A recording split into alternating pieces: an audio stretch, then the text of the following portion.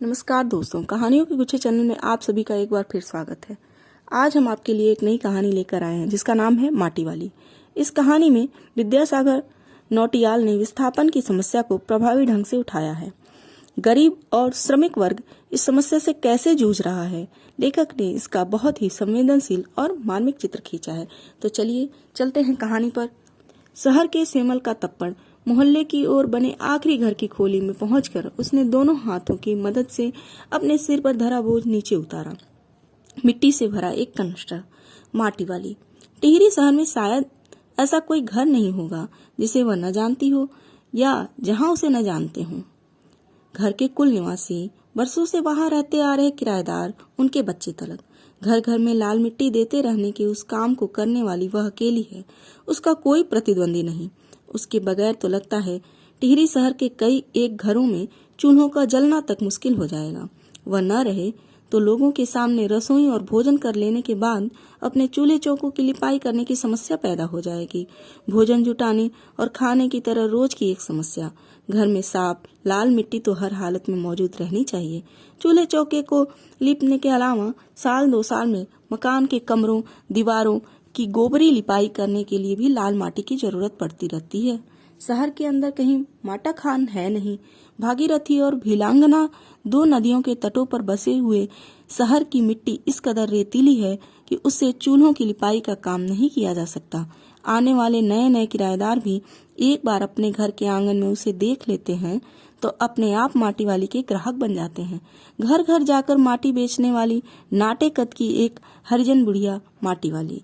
शहरवासी सिर्फ माटी वाली को ही नहीं, उसके कनस्टर को भी अच्छी तरह पहचानते हैं। रद्दी कपड़े को मोड़कर बनाए गए एक गोल डिल्ले के ऊपर लाल चिकनी मिट्टी से छुलबुल भरा कनस्तर टिका रहता है। उसके ऊपर किसी ने कभी कोई ढक्कन लगा हुआ नहीं देखा। अपने कनस्टर को इस्तेमाल में लाने से पहले वह उसके ऊपरी ढक्कन को काट कर निकाल फेंकती है। ढक्कन के न रहने पर कनस्टर के अंदर मिट्टी भरने और फिर उसे खाली करने में आसानी रहती है। उसके कनस्टर को जमीन पर रखते रखते सामने के घर से 9-10 साल की एक छोटी लड़की कामिनी दौड़ती हुई वहां पहुंची और उसके सामने खड़ी हो गई। मेरी माँ ने कहा है जरा हमारे यहाँ भी आ जाना। अभी आती हूँ। घर की मालकिन ने माटी वाली को अपने कनस्टर की माटी कच्चे आंगन के एक कोने में उड़ेल देने को कह दिया। तू बहुत भाग्यवान है, चाय के टाइम पर आई है हमारे घर। भाग्यवान आए खाते वक्त। वह अपनी रसोई में गई और 2 रोटियां लेती आई। रोटियां उसे सौंप कर वह फिर अपनी रसोई में घुस गई। माटी वाली के पास अपने अच्छे या बुरे भाग्य के बारे में ज्यादा सोचने का वक्त नहीं था। घर की मालकिन के अंदर जाते ही माटी वाली ने इधर उधर तेज निगाहें दौड़ाई। हाँ, इस वक्त वह अकेली थी। उसे कोई देख नहीं रहा था।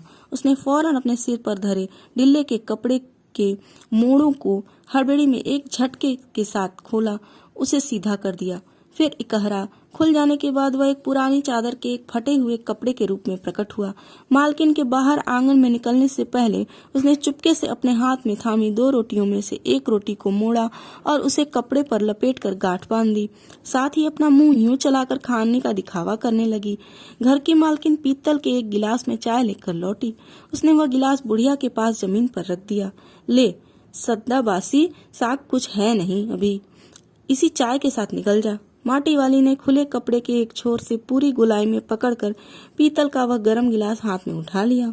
अपने होठों से गिलास के किनारे को छुआने से पहले शुरू में उसने उसके अंदर रखी गर्म चाय को ठंडा करने के लिए सू सू करके उस पर लंबी लंबी फूंके मारी। तब रोटी के टुकड़ों को चबाते हुए धीरे धीरे चाय सुड़कने लगी। चाय तो बहुत अच्छा साग हो जाती है ठकुराइन जी। भूख तो अपने आप में एक साग होती है बुढ़िया। भूख मीठी कि भोजन मीठा। तुमने अभी तक पीतल के गिलास संभाल रखे हैं।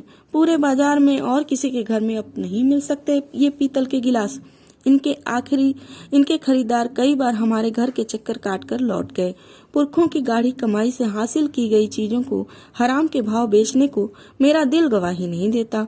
हमें क्या मालूम कैसी तंगी के दिनों में अपनी जीभ पर कोई स्वादिष्ट चटपटी चीज रखने के बजाय मन महसूस कर 2-2 पैसे जमा करते रहने के बाद खरीदी होगी उन्होंने ये तमाम चीजें जिनकी हमारे लोगों की नजरों में अब कोई कीमत नहीं रह गई है। बाजार में जाकर पीतल का भाव पूछो जरा, दाम सुनकर दिमाग चकराने लगता है। और ये व्यापारी हमारे घरों से हराम के भाव इकट्ठा कर ले जाते हैं। तमाम बर्तन भाड़े, कांसे के बर्तन भी गायब हो गए हैं सब घरों से। इतनी लंबी बात नहीं सोचते बाकी लोग। अब जिस घर में जाओ वहाँ या तो स्टील के भांडे दिखाई देते हैं या फिर कांच और चीनी मिट्टी के। अपनी चीज का मुंह बहुत बुरा होता है। मैं तो सोचकर पागल हो जाती हूँ कि अब इस उम्र में इस शहर को छोड़कर हम जाएंगे कहाँ। ठकुराइन जी, जो जमीन जायदादों के मालिक हैं वे तो कहीं न कहीं ठिकाने पर जाएंगे ही। मैं सोचती हूँ मेरा क्या होगा। मेरी तरफ देखने वाला तो कोई भी नहीं। चाय खत्म कर माटी वाली ने एक हाथ में अपना कपड़ा उठाया, दूसरे में खाली कनस्टर, और खोली से बाहर निकलकर सामने के घर में चली गई। उस घर में भी कल हर हालत में मिट्टी ले आने के आदेश के साथ उसे 2 रोटियां मिल गई।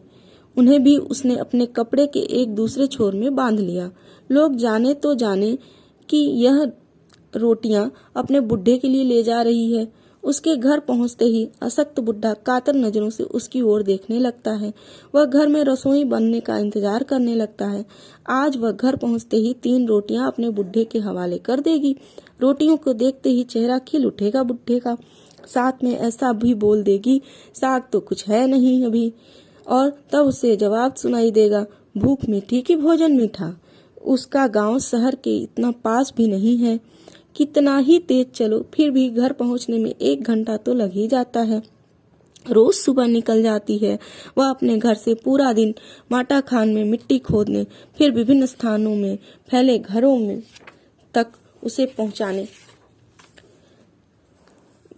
में बीत जाता है। घर पहुंचने से पहले रात घिरने लगती है। उसके पास अपना कोई खेत नहीं, जमीन का एक भी टुकड़ा नहीं। झोपड़ी जिसमें वह गुजारा करती है गांव के एक ठाकुर की जमीन पर खड़ी है।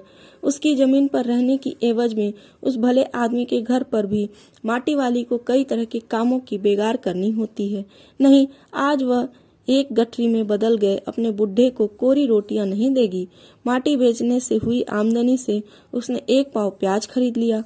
प्याज को कूट कर वह उन्हें जल्दी जल्दी तल लेगी। बुढ़े को पहले रोटियां दिखाएगी ही नहीं, सब्जी तैयार होते ही परोस देगी उसके सामने 2 रोटियां। अब वह 2 रोटियां भी नहीं खा सकता। 1 ही रोटी खा पाएगा या हद से हद 1.5। अब उसे ज्यादा नहीं पचता। बाकी बची 1.5 रोटियों से माटी वाली अपना काम चला लेगी। 1 रोटी तो उसके पेट में पहले ही जमा हो चुकी है। मन में यह सब सोचती हिसाब लगाती हुई अपने घर पहुंच गई। उसके बुढ़े को अब रोटी की कोई जरूरत नहीं रह गई थी। माटी वाली के पाँव की आहट सुनकर हमेशा की तरह आज वह चौंका नहीं। उसने अपनी नजरें उसकी ओर नहीं घुमाई। घबराई हुई माटी वाली ने उसे छू कर देखा। वह अपनी माटी को छोड़कर जा चुका था।